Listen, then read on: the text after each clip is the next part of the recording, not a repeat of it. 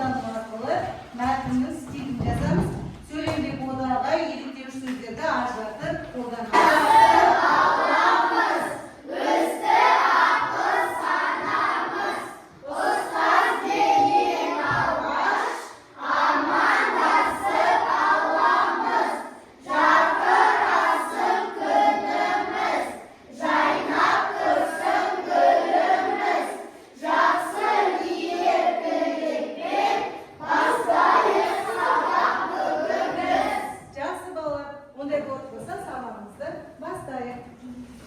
Сыртқы есік сықыр-сықыр етіп ашылады. Бұл ісі еліктеуіш сөз. Жақсы, тексерейік. Келесі оқушы. Жылқылар бот-бот желді. Еліктеуіш. Жақсы, келесі оқушының. Шошан етіп айман бір ойында тұра алмады. Бейнелеуіш. Бейнелеуіш сөз деп ойлайсың. Жақсы, белгілей ғой. Рахмет.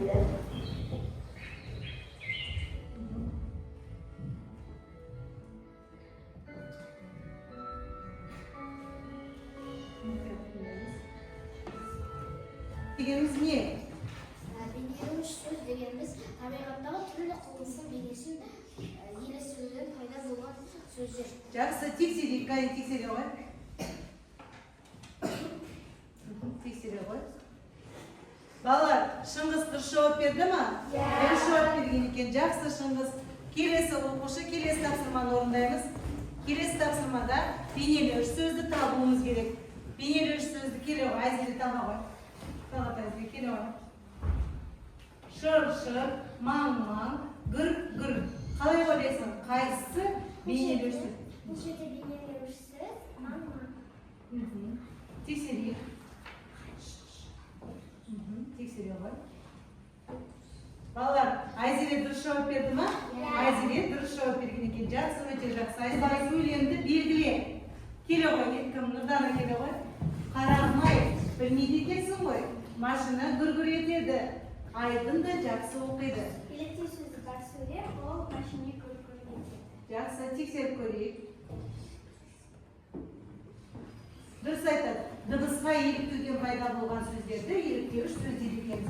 Өте жақсы балалар. Бұл тапсырманы өте жақсы орындап. Балалар, қазір мен сендерге есте сақтау диктантын тапсырма ретінде бергім келіп отыр. Сендерге қазір сөздер беріледі. Осы сөздерді мұқият оқимыз да естерімізде сақтап алып жазамыз. Маң-маң, сылқ, жалт, морт, қисаң-қисаң, ербең-ербең, шалт, сарт, сұрт, жалт, тасыр-тұсыр. Мұқият боламыз балалар. Қазір сендерге уақыт беріледі. Осы уақытқа сәйкес сендер есте сақтау диктантын осы уақыттың ішінде жазып бітулері керек. Уақыт кетті.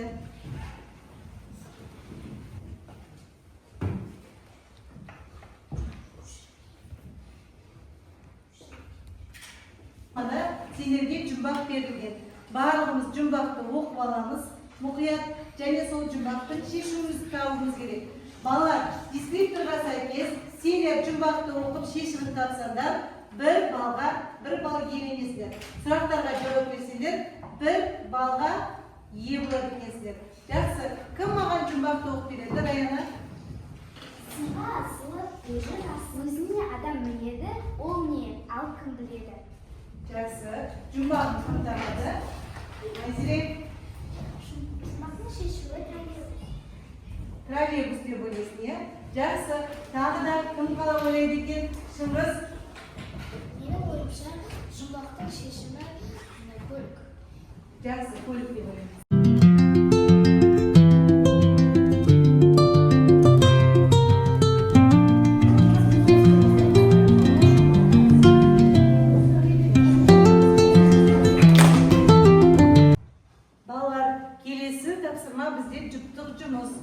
Сендер қазір тірек сөздерді пайдаланып, болашақтағы көліктер тақырыбында мақала жазасыңдар.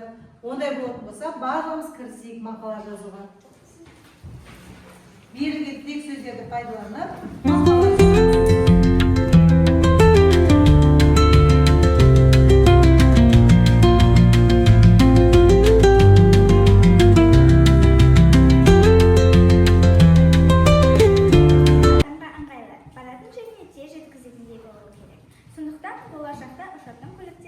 пайда болуы мүмкін. Сонымен қатар ұшатын ғана емес, суда жүзетін де көліктер пайда болады. Суда ұшақтың жылдамдығымен тең болатын көліктер де шығуы мүмкін.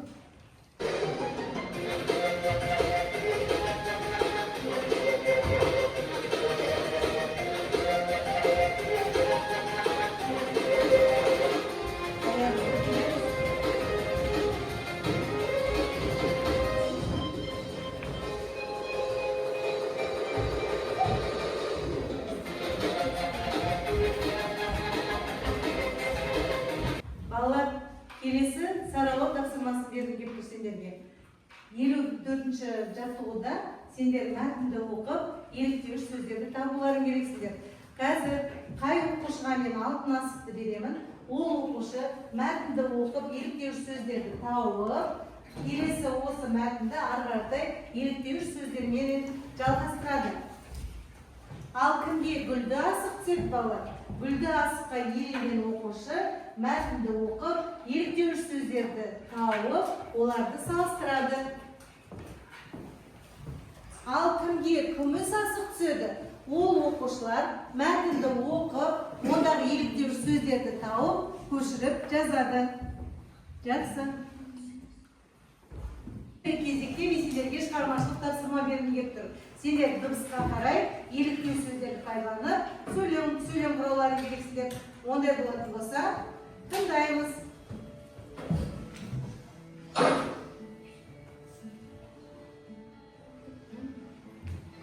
Келесі дыбысты тыңдаймыз.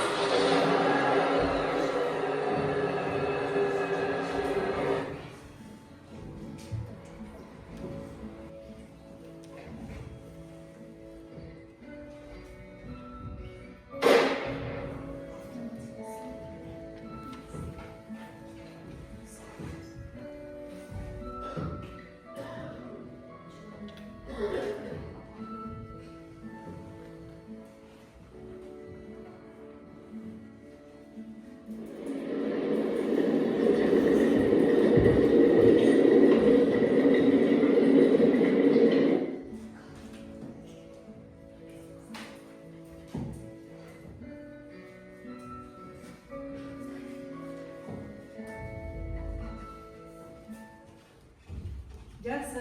Ондай болатын болса, сендерге уақыт беріледі. Жақсы. Еліктеу сөздерін қатыстырып, сөйлем құрап айтуларың керек болған. Адина?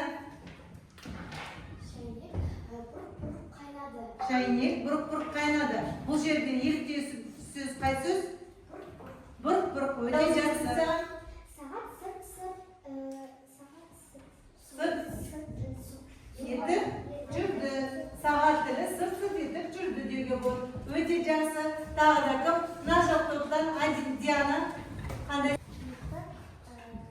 Көрсетіп атылды. Мылтық көрсетіп атылды. Өте жақсы. Еліктеуіш сөз қай сөз? Гүрс етіп атылды. Жақсы. Тағы да Анина, сен қандай сөйлем құрадың? Арман түні бойы гүрс-гүрс жөтелді. Бұл жерде еліктеуіш сөз қай сөз? Гүрс жөтелді. Жақсы, өте жақсы. Айзере, сен қандай сөйлем құрадың? Машинаның моторы гүр-гүр етті. Жақсы, машинаның моторы гүр-гүр етті. Сенің ойынша осы сөйлемде еліктеу сөз қай сөз? Гүр-гүр етті. Жақсы, өте жақсы. Мектеп ауласына жиналды. Жақсы. Жақсы.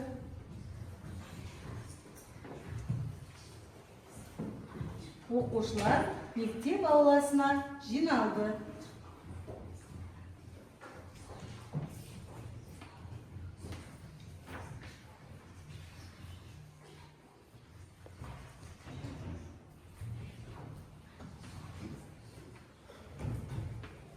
Өте жақсы.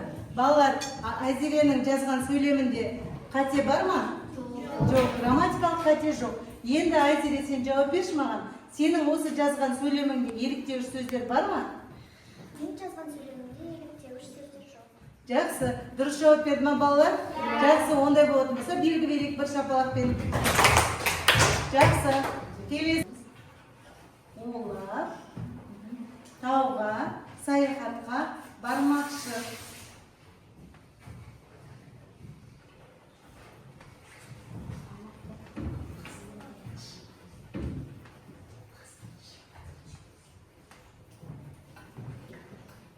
Олар тауға саяхатқа бармақшы.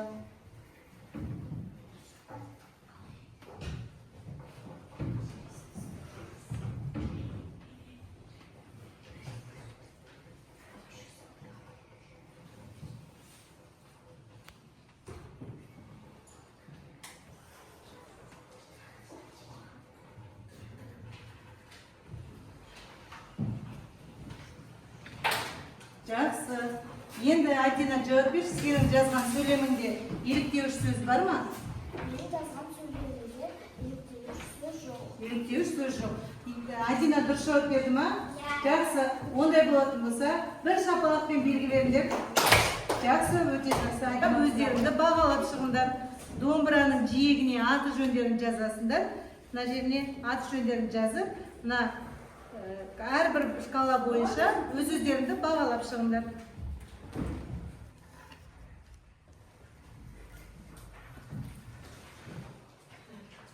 Бүгінгі сабақ бойынша кері байланыс жасайық.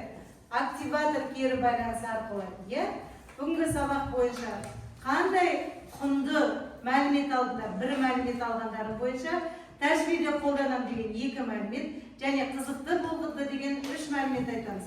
Қане, қандай қыз өзің үшін қызықты мәлімет болды?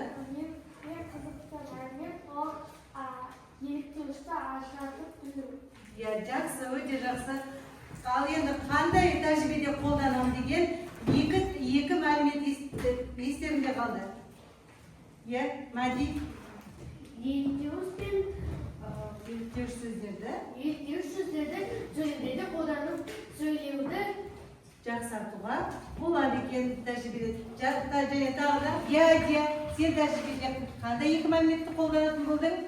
Мен тәжірибеде еліктеуіш сөз бен бейнелеуіш сөзді ажыратуға қолданатын Болдың. Жақсы, өте жақсы.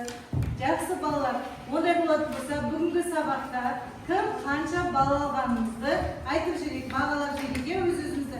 Әдия 10 бал жинады, өте жақсы. Адина? Мен бүгінгі сабақта 10 бал Қанша бал? Жақсы. Бүгінгі сабақта 10 бал жинадым. 10 бал жинады, өте жақсы. Амина, сен қанша жинадың? 10 бал жинады. Сырым, сен қанша бал жинадың? 10 бал жинады. Жақсы, екеуміз қанша бал жинадың? Мен бүгінгі сабақта 10 бал жинадым. Жақсы.